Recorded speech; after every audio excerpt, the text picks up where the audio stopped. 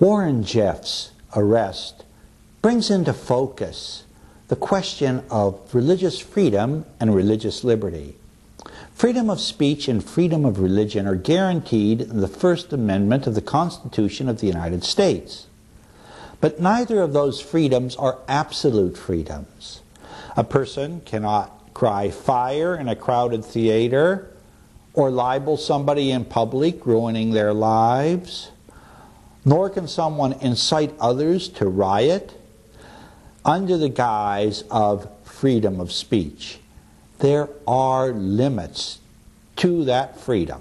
And the same is true with religion. The freedom of religion is not absolute. For example, if someone wants to offer human sacrifice to God because it's his or her religion, it will be proscribed, and if they attempt it and accomplish it, they will be arrested for murder.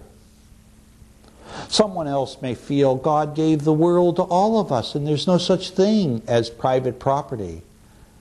If a person acts on those religious beliefs and takes the property of others, they will be arrested for theft and can't say, my religion says everything belongs to everyone, therefore I could take whatever I want.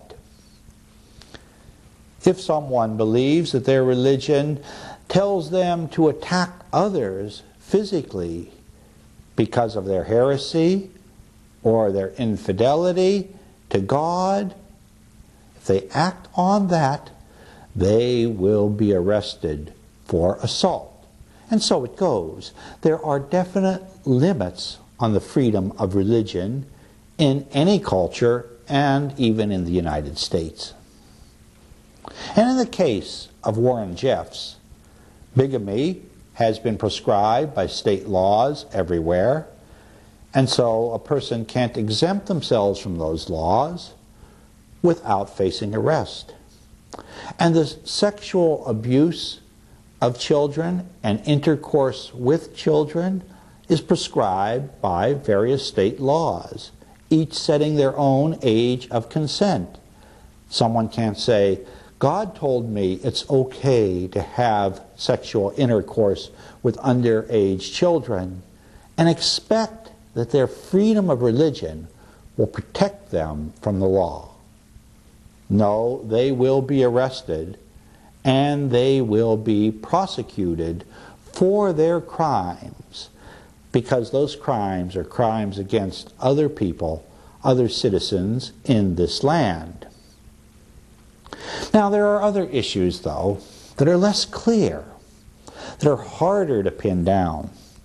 One of the main ones today has to do with freedom of speech for the preacher or the rabbi, whomever, that the Internal Revenue Service has had a law on the books for 50 years that if a church enters into political activities, that church or that synagogue could lose its tax-exempt status. It's by and large not been enforced over the years. But could you imagine the Reverend Dr. Martin Luther King used his pulpit not only to form the conscience of his own congregation, but the conscience of a nation, and we are all the better for it.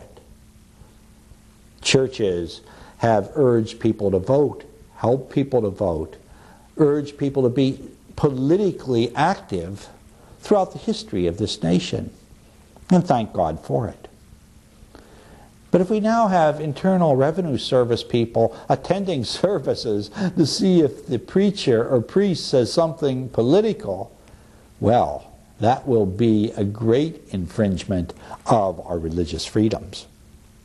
You could imagine, I might preach a moral lesson to my congregation saying that religious ceremonies or civil ceremonies recognizing gays as truly married should not be enacted. In a neighboring church, a preacher may very well say, well, to be inclusive, to be fair, there should be gay marriage in our land. with an internal revenue agent in each church, both could conceivably lose their tax exemption for entering into what can be viewed as a political debate. Some might preach against war in general or a particular war, and that might be seen as an entrance into politics. Others may preach that we have to have a strong defense, and that may be perceived as a political speech. It is so dangerous to have government bureaucrats coming in and deciding what is religious and what is political. I personally am concerned about a broad spectrum of society based on the call of the prophets of Israel, who urged humanity to care for the weak, the widow, the orphan, the stranger in a strange land, the destitute.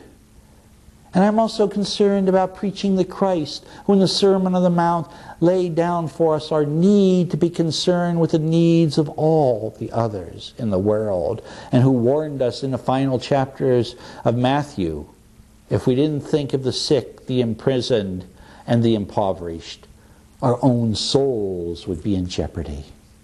Let's pray for our nation, that we find ways to truly be free religiously and free spiritually, and in harmony with the government and the land we love.